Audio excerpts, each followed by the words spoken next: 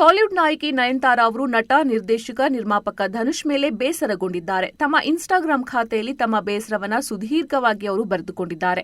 ಇಡೀ ಪತ್ರದಲ್ಲಿ ಧನುಷ್ ರನ್ನು ಅವರು ಟಾರ್ಗೆಟ್ ಮಾಡಿ ಬರೆದಿದ್ದಾರೆ. ಅವರು ಸಿನಿಮಾ ಇಂಡಸ್ಟ್ರಿಗೆ ಹೇಗೆ ಬಂದ್ರು, ತಾವು ಇಂಡಸ್ಟ್ರಿಗೆ ಹೇಗೆ ಬಂದ್ರು ಅಂತ ಸುದೀರ್ಘವಾಗಿ ಈ ಒಂದು ಪತ್ರದಲ್ಲಿ ಅವರು ಬರೆದುಕೊಂಡಿದ್ದಾರೆ.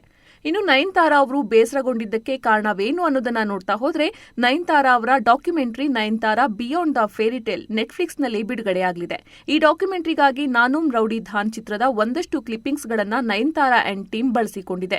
ಕ್ಲಿಪ್ಪಿಂಗ್ಸ್ ಅನ್ನ ಬಳಸಿಕೊಂಡಿದ್ದಕ್ಕೆ ಧನುಷ್ ಅವರು ಆಕ್ಷೇಪವನ್ನ ವ್ಯಕ್ತಪಡಿಸಿದ್ದಾರೆ. ಇನ್ನು ನೆಟ್ಫ್ಲಿಕ್ಸ್ಗಾಗಿಯೇ ಮಾಡಿರುವಂತಹ ಈ ಒಂದು ಸಾಕ್ಷಿ ಚಿತ್ರದ ಒಂದು ಟ್ರೇಲರ್ ರಿಲೀಸ್ ಆಗಿದೆ. ಈ ಟ್ರೇಲರ್ ರಿಲೀಸ್ ಆದ್ಮೇಲೆ ಧನುಷ್ ಅವರಿಂದ ಲೀಗಲ್ ನೋಟಿಸ್ ಬಂದಿದೆ. ಸಾಕ್ಷ್ಯ ಚಿತ್ರದಲ್ಲಿ 3 ಸೆಕೆಂಡ್ ವಿಡಿಯೋ ಬಳಸಿದ್ದಕ್ಕೆ 10 ಕೋಟಿ ಡ್ಯಾಮೇಜ್ ಕ್ಲೈಮ್ ಮಾಡಲಾಗಿದೆ. ಹಾಗಂತ ಸ್ವತಃ ನಯನತಾರಾ ಅವರೇ ಈ ಲೆಟರ್ನಲ್ಲಿ ಬರೆದುಕೊಂಡಿದ್ದಾರೆ. ಸಾಕ್ಷ್ಯ ಚಿತ್ರ ರೆಡಿ ಆದಾಗಲೇ ನೀವು ಪರವಾನಗಿ ಕೊಡಲೇ ಇಲ್ಲ, ಆದರೂ ಕೊಡಬಹುದು ಎನ್ನುವ ಲೆಕ್ಕದಲ್ಲಿ ಟ್ರೇಲರ್ ಕೂಡ ರಿಲೀಸ್ ಆಗಿದೆ. ಆದ್ರೆ ಇದೀಗ ನೀವು ನೋಟಿಸ್ ಅನ್ನ ಯಾಕೆ ಕಳಿಸಿದ್ದೀರಿ ಅಂತ ತಮ್ಮ ಲೆಟರ್ನಲ್ಲಿ ನಯನತಾರಾ ಅವರು ಬರೆದುಕೊಂಡಿದ್ದಾರೆ. ಈ ಲೆಟರ್ ಈಗ ಸೋಷಿಯಲ್ ಮೀಡಿಯಾದಲ್ಲಿ ಸಾಕಷ್ಟು ವೈರಲ್ ಆಗ್ತಿದೆ. ಈ ಪತ್ರದಲ್ಲಿ ಧನುಷ್ ಅವರು ಎಷ್ಟು ಸುಲಭವಾಗಿ ಚಿತ್ರರಂಗಕ್ಕೆ ಬಂದ್ರು ಹಾಗೂ ಇಲ್ಲಿ ಜನಪ್ರಿಯರಾದ್ರು ಹಾಗೂ ತಾವು ಎಷ್ಟು ಕಷ್ಟಪಟ್ಟು ಚಿತ್ರರಂಗದಲ್ಲಿ ನೆಲೆಯೂರಿದ್ರು ಅನ್ನೋದನ್ನು ಕೂಡ ಹೇಳಿದ್ದಾರೆ.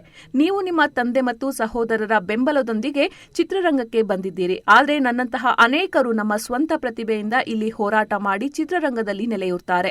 ಈ ಒಂದು ಸ್ಥಾನದಲ್ಲಿ ಇವತ್ತು ನಾನು ನಿಂತಿದ್ದೀನಿ ಅಂದ್ರೆ ಅದು ನನ್ನ ಸ್ವಂತ ಪರಿಶ್ರಮದಿಂದ ಅಂತ ಕೂಡ ಅವರು ಈ ಒಂದು ಪತ್ರದಲ್ಲಿ ಉಲ್ಲೇಖ ಮಾಡಿದ್ದಾರೆ.